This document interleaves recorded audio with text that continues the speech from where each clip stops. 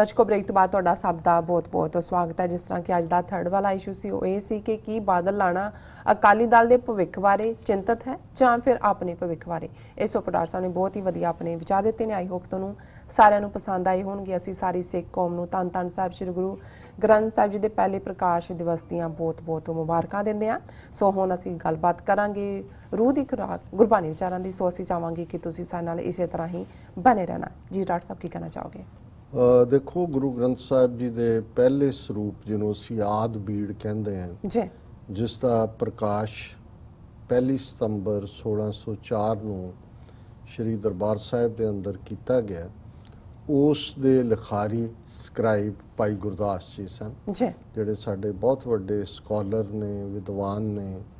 उन्हां दियां वारां उन्हां दे कवित सवैये उन्हों असी गुरबाणी दे नाल गायन करते हैं कीर्तन दे विच। जिवें भाई नंद लाल जी दीयां रचनावां नूं ये पंथ की परंपरा है कि भाई गुरदास और भाई नंद लाल ये दो शख्सियतां ने जिन्हां दी जिहड़ी लिखत है उसनूं गाया जा सकता है कीर्तन दे विच। और उन्हां दे 675 कवित सवैये ने। ये जिहड़ी उस वेले दी लिटरेरी जबान सी उस खिते दी जिसनूं साधुकड़ी भी कहंदे ने कि साधुआं दी जबान ब्रिज भाषा, क्योंकि ब्रिज इस रीजन नूं मथुरा बिंद्राबन और ये गंगा जमुना दे विचकार इत्थों दा ये डायलैक्ट भी सी और इसकी जिहड़ी लिखत भी सी उहदे च। और भाई गुरदास जी मुकम्मल तौर दे उत्ते गुरु नूं समर्पित सिख और अगों दियां जनरेशनस दे लई ये राह दसेरा कि सिख दा किवें गुरु दे विच अटुट विश्वास होना चाहिए, किवें सिख अपने जीवन दे अंदर गुरमत नूं गुरु दी दित्ती मत नूं लैके आएगा तो उस दे जीवन चों शंके शक शुबे खत्म होणगे और अल्टीमेटली यही रस्ता रब नूं हासिल करन दा है, इश्क हकीकी दा। और अज दा जिहड़ा कवित नंबर 268 है उहदे च भाई साहब फरमांदे ने, जैसे दर्पण बिखै बदन बिलोकियत ऐसे सरगुण साखी भूत गुर ध्यान है। जैसे जंतर धुन बिखै बाजत बजंती को मन तैसे घट घट गुर शब्द ज्ञान है। मन बच क्रम जत्र कत्र सै एकत्र पै पूरन प्रगास प्रेम परम निदान है। उन मन मगन गगन अनहद धुन सहज समाध निरालंब निर्बाण है। हुण जदों असी गुरमत दा रस्ता सहज समाध की गल करते, हुण समाधि योग मत दे विच एक पूरा उन्हां दा एक जिहड़ा उन्हां दी फेथ सिस्टम दा हिस्सा है। और किवें समाधि लानी है, समाधि चो अगे ताड़ी लाउणा कहंदे सी कि समाधि च बैठे बैठे ही सुन्न हो जांदे सी, अपना आपा उन्हां दा गायब हो जांदा सी और उहदे च बैठे ने। किस किस्म दीयां समाधियां ने की, और समाधि इसलिए कि जी असी रब दा नाम लै रहे हैं और एक लफज दे उत्ते वो भावें ओम है जां कोई शिव है जां राम है, इस दे नूं जिहड़ा फोकस करके समाधि लाई जाती सी। हुण ये तां वेलड़ां दा काम दुनिया तो दौड़े हुए लोग। गुरु साहब ने वो रस्ता दिता है, क्योंकि जिथे गुरु साहब ने गृहस्थ जीवन नूं फैमिली लाइफ जो गृहस्थ कहते हैं वाइफ बच्चे, तो जे तुहाडे वाइफ बच्चे ने तुसी किरत भी करनी है, मेहनत करना है, उन्हां दे लई तुसी कमा के भी लियाना है। और जे तुसी कमा के लियाना है फिर समाधि ला के कित्थे बैठोगे? बिल्कुल वो तुसी अपना नितनेम तां कर सकदे हो कुछ देर, पर तुसी कम भी करना है। और जिहड़ा फिर मूल तौर दे उत्ते सिੱਖੀ दा फलसफा बनिया उहनूं समाधि किया। सहज समाध ये है उठत बैठत सोवत नाम कहो नानक जन कै सदकाम, कि तुसी वाहिगुरू नूं याद रखना है। और उन्होंने जदों वाहिगुरू नूं असी सुन यार हमारे सज्जन भी कहते तो पुरातन पंजाबी सीधी जी गल साडे बजुर्ग कहते हुंदे सी कि हथ कार वल दिल यार वल, कि तुसी हथ दे नाल अपनी किरत कर रहे हो, अपना कामकार कर रहे हो, अपनी रोजी रोटी दा कर रहे हो, पर तुहाडा अंदर जिहड़ा रब दे नाल जुड़िया है, क्योंकि रब ही सच्चा यार है, रब दे नाल ही तुहाडी मुहब्बत है। और भाई साहब ने इस कवित दे विच सहज समाध की गल करदे ही फरमाया कि जैसे दर्पण बिखै बदन बिलोकियत, बदन शरीर नूं कहंदे ने, दर्पण शीशा आईना, ਬਿਲੋਕੀਅਤ ਦੇਖਣਾ ਹੈ। ਹੁਣ ਜੇ ਅਸੀਂ ਸਾਰਿਆਂ ਦਾ ਅੱਜ ਕੱਲ੍ਹ ਹਿਸਾਬ ਕਿਤਾਬ ਲਈਏ ਕਿ ਸ਼ੀਸ਼ੇ ਸਾਹਮਣੇ ਕੌਣ ਕਿੰਨਾ ਵਕਤ ਗੁਜ਼ਾਰਦਾ ਤੇ ਨਿਤਨੇਮ ਨਾਲੋਂ ਤਾਂ ਜ਼ਿਆਦਾ ਟਾਈਮ ਨਿਕਲ ਆਉਂਦਾ, ਦੇਖੀ ਜਾਂਦੇ ਨੇ ਮੂੰਹ ਟੇਢਾ ਕਰਕੇ, ਸਿੱਧਾ ਕਰਕੇ, ਕੁਛ ਲਾ ਕੇ, ਕੁਛ ਹਟਾ ਕੇ। ਸੋ ਭਾਈ ਸਾਹਿਬ ਕਹਿੰਦੇ ਨੇ ਵੀ ਜਿਵੇਂ ਇੱਕ ਸਰੀਰਕ ਤੌਰ ਦੇ ਉੱਤੇ ਤੁਸੀਂ ਜੈਸੇ ਦਰਪਨ ਵਿਖੇ ਬਦਨ ਬਿਲੋਕੀਅਤ, ਐਸੇ ਸਰਗੁਣ ਸਾਖੀ ਭੂਤ ਗੁਰ ਧਿਆਨ ਹੈ।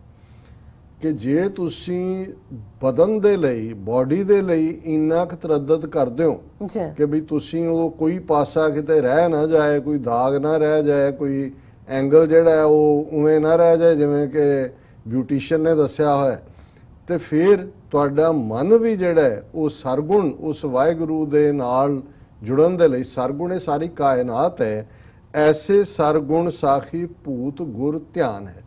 ਰੱਬ ਦੀ ਯਾਦ ਦੇ ਵਿੱਚ, ਧਿਆਨ ਦੇ ਵਿੱਚ ਇਵੇਂ ਹੀ ਜੁੜੋ ਗੁਰੂ ਦੀ ਮੱਤ ਨੂੰ ਲੈ ਕੇ, ਜਿਵੇਂ ਤੁਸੀਂ ਆਪਣੇ ਬਦਨ ਨੂੰ, ਆਪਣੇ ਵਜੂਦ, ਆਪਣੇ ਸਰੀਰ ਨੂੰ ਸ਼ੀਸ਼ੇ ਦੇ ਵਿੱਚ ਨਿਹਾਰਦੇ ਹੋ। ਜੈਸੇ ਜੰਤਰ ਧੁਨ ਵਿਖੇ ਬਾਜਤ ਬਜੰਤੀ ਕੋ, ਜੰਤਰ ਹੁੰਦਾ ਹੈ ਇੰਸਟਰੂਮੈਂਟ, ਹਾਰਮੋਨੀਅਮ, ਬੈਂਜੋ, ਕੋਈ ਕੁਛ ਵਜਾ ਰਿਹਾ, ਕੋਈ ਕੁਛ ਵਜਾ ਰਿਹਾ, ਪਿਆਨੋ।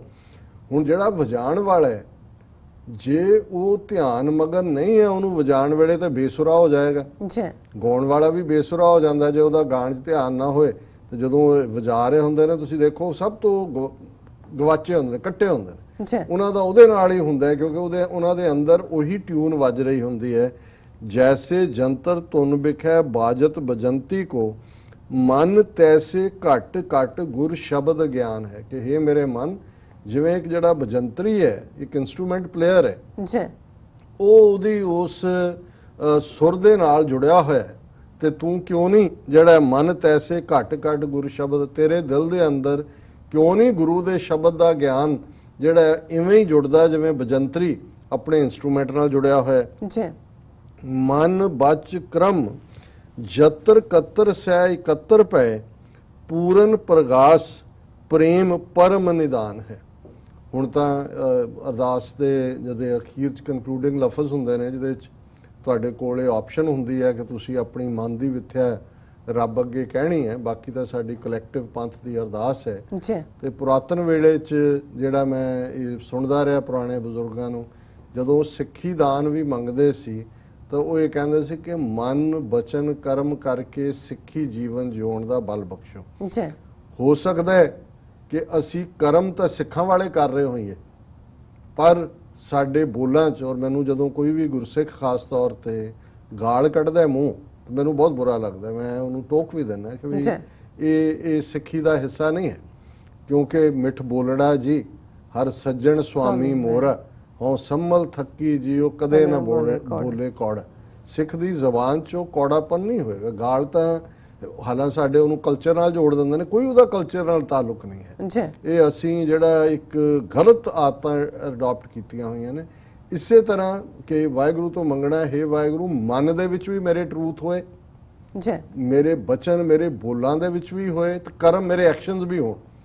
ਤੇ ਜੇ ਅਦਰਵਾਈਜ਼ ਬੋਲ ਤੁਹਾਡੇ ਮਿੱਠੇ ਨੇ ਪਰ ਕਰਮ ਤੁਹਾਡੇ ਮਾੜੇ ਨੇ, ਔਰ ਕਰਮ ਤੁਸੀਂ ਹੋਰ ਕਰ ਰਹੇ ਹੋ, ਬੋਲ ਤਾਂ ਤੁਸੀਂ ਕਿਸੇ ਨੂੰ ਧੋਖਾ ਦੇਣ ਲਈ ਕਰ ਰਹੇ ਹੋ, ਤਾਂ ਉਹਨੂੰ ਵੀ ਗੁਰੂ ਸਾਹਿਬ ਨੇ ਫਰਮਾਇਆ ਕਿ ਅਪਰਾਧੀ ਦੂਣਾ ਨਿਵੇ ਜਿਉ ਹੰਤਾ ਮਿਰਗਾਏ।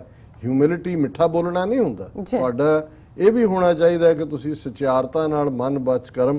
ਤੇ ਭਾਈ ਸਾਹਿਬ ਕਹਿੰਦੇ ਨੇ ਕਿ ਭਾਈ ਜਿਵੇਂ ਮਨ ਬਚਨ ਕਰਮ ਜਿਹੜੇ ਨੇ ਜਦੋਂ ਇਕੱਠੇ ਹੁੰਦੇ ਨੇ, ਉਦੋਂ ਹੀ ਅਸੀਂ ਸਮਝਦੇ ਹਾਂ ਕਿ ਠੀਕ ਕਾਰ ਅਸੀਂ ਕੀਤੀ ਹੈ। ਪੂਰਨ ਪ੍ਰਗਾਸ ਪ੍ਰੇਮ ਪਰਮ ਨਿਦਾਨ ਹੈ। ਇਸੇ ਤਰ੍ਹਾਂ ਜੇ ਸੱਚਾ ਪ੍ਰੇਮ ਸਾਡਾ ਵਾਹਿਗੁਰੂ ਦੇ ਨਾਲ ਹੋਏਗਾ, ਫਿਰ ਹੀ ਪੂਰਨ ਪ੍ਰਗਾਸ, ਫਿਰ ਉਸ ਦੀ ਇਲੂਮੀਨੇਸ਼ਨ ਹੋਏਗੀ, ਚਾਨਣ ਹੋਏਗਾ।